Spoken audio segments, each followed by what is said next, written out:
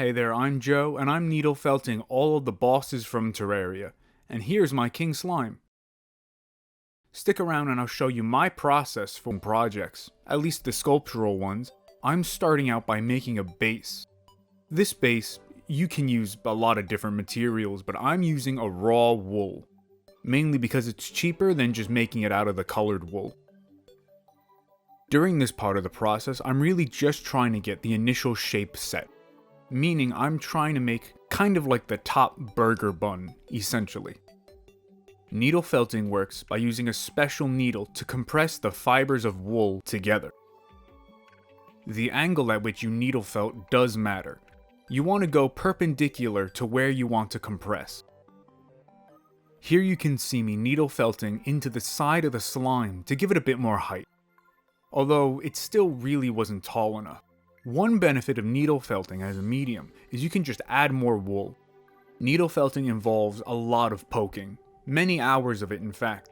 Here I'm trying to make sure the base is one cohesive, solid object, so I really just keep felting into it in order to make sure it's one solid mass. As of right now, the bottom of the slime is a bit flat, even though it is a 2D sprite, but I'm going to curve the bottom in on itself and then felt at an angle in order to give it that rounded bottom that I'm looking for. By doing this, it's turning that flat bottom into a more rounded edge, which I think will closer match what the slime looks like.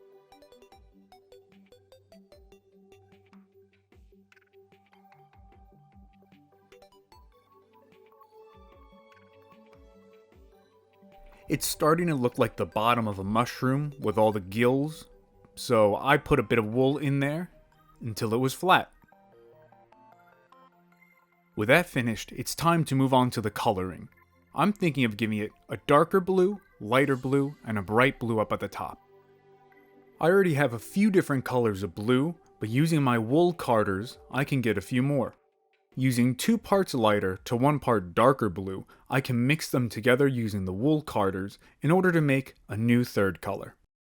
Now there's definitely a science to this, which I do not fully understand, but I have noticed, just in case you're following along at home, the darker color is a bit more prominent in the final outcome. You then simply have to brush them together for like 15 minutes. I cut out a lot of footage. And it'll turn into a singular new color.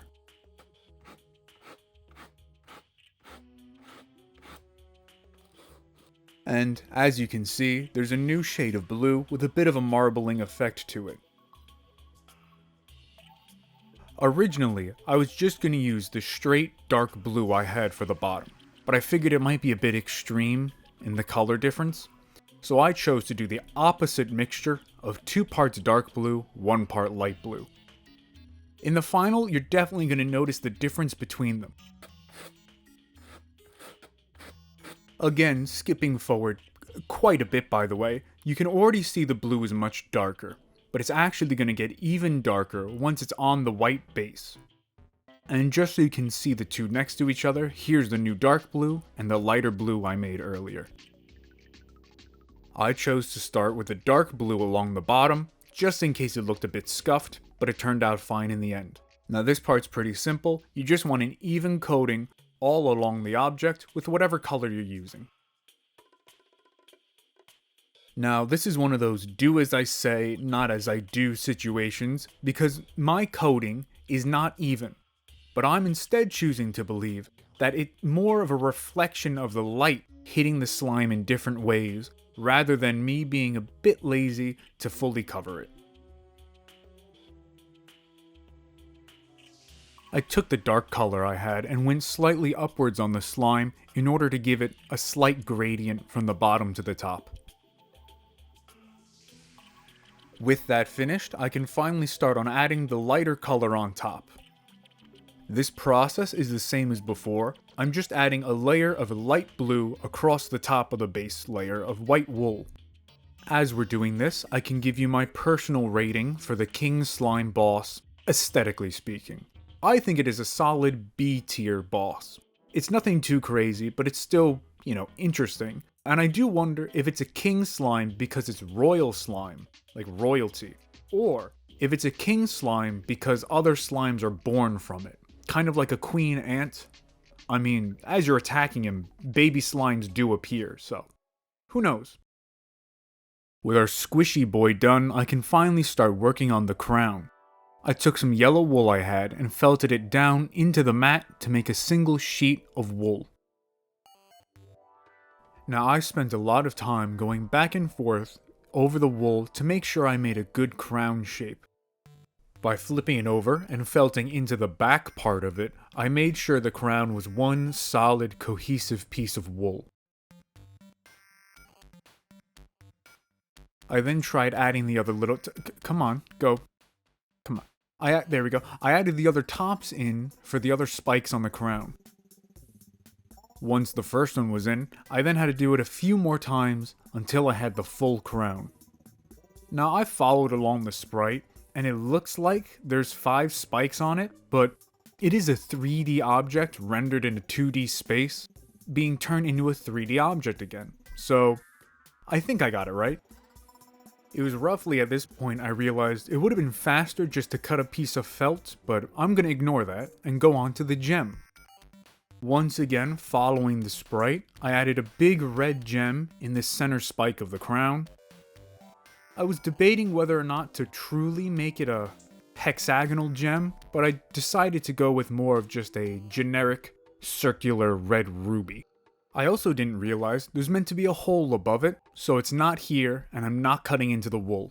With the red gem in place, I followed that up with the green, pretty soon the blue as well, and here's just a montage of the rest of them being put in.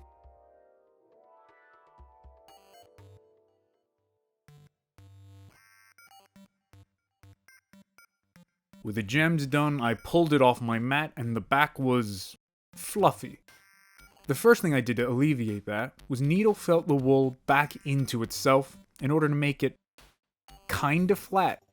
In addition, I took some shears and I cut all the extra bits sticking out of the front and the back in order to make it flat. Depending on what you're making, it might not matter if it's fluffy, but because it's a crown, I decided to cut off the extra. Approaching the finish line, I had to make this flat crown into a 3D object. To do that, I left some little tails at the end of the crown in order to felt them together. I then needle felted the inside of the crown to make sure it was kind of flat. With that part finished, I can finally show you the king slime in all of his squishy glory. So get ready for...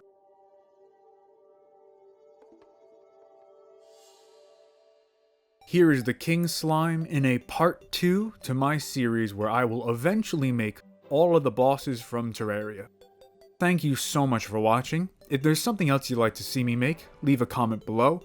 And if you'd like to see my other work, it should be popping up right about now. Thank you.